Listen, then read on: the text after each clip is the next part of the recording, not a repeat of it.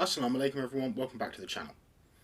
Okay, so as some of you may have heard, late last night, Israeli soldiers stormed Al-Aqsa Mosque.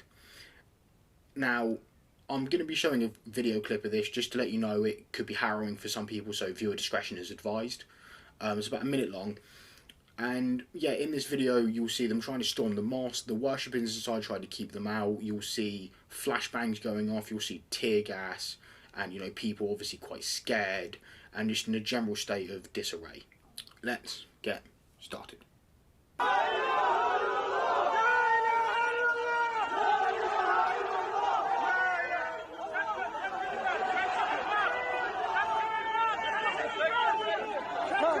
You can see them just storming in there. They're trying to shut the doors to keep them out.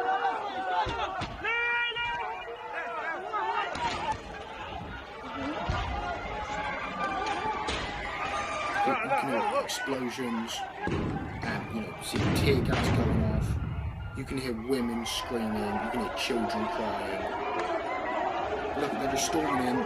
No respect for the mosque at all. Storming in with no doubt muddy boots on.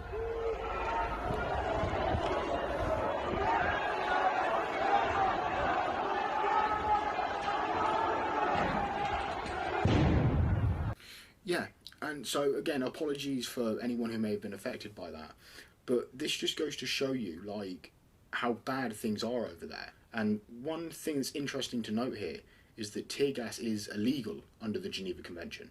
It's considered a war crime to use tear gas. Now, this just kind of demonstrates that Israel is committing war crimes. I mean, I'd love to see how they're going to justify this. They're no doubt going to say, oh, we thought there were terrorists hiding in the mosques. Okay, well, Israel has one of the most advanced countries in the world in terms of their technology. And their intelligence services is pretty much second to none.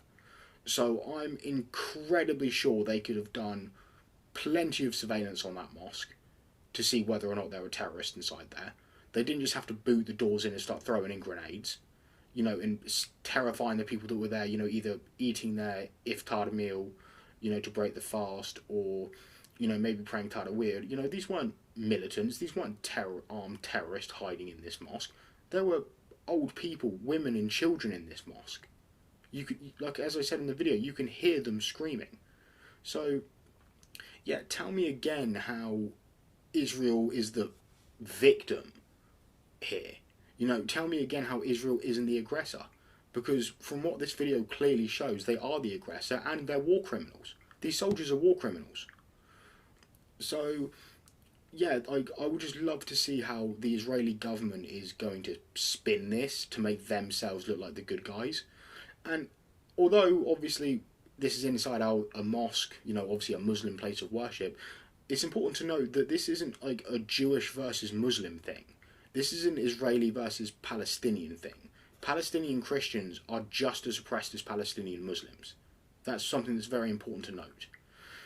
And also what I think is important for us as Muslims to remember is that, during the month of Ramadan, and for any of us who are going to the mosque for Tarawih, we generally don't have to worry about this type of thing happening.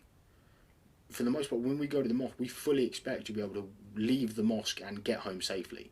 We're certainly not expecting soldiers to kick the doors and storm in. So I think it's important for us to remember to be thankful to Allah subhanahu wa ta'ala that we're not in this situation ourselves. And that, no matter how bad life may seem, there's always somebody who's got it worse. There's always someone who has this worse. So, and we need to remember to keep the Palestinian people in our du'as, especially in the last 10 days of Ramadan, where, du'as are more accepted. So please remember to keep the Palestinians in your du'as. If you know of any, reputable charities that you can donate to, please donate. And yeah, guys, like I say, just keep the faith, stay strong. And to my Palestinian brothers and sisters out there, the Muslim world has not forgotten you. The world in general has not forgotten you. But yeah, guys, that's all for today. Thank you for tuning in. And until next time, peace.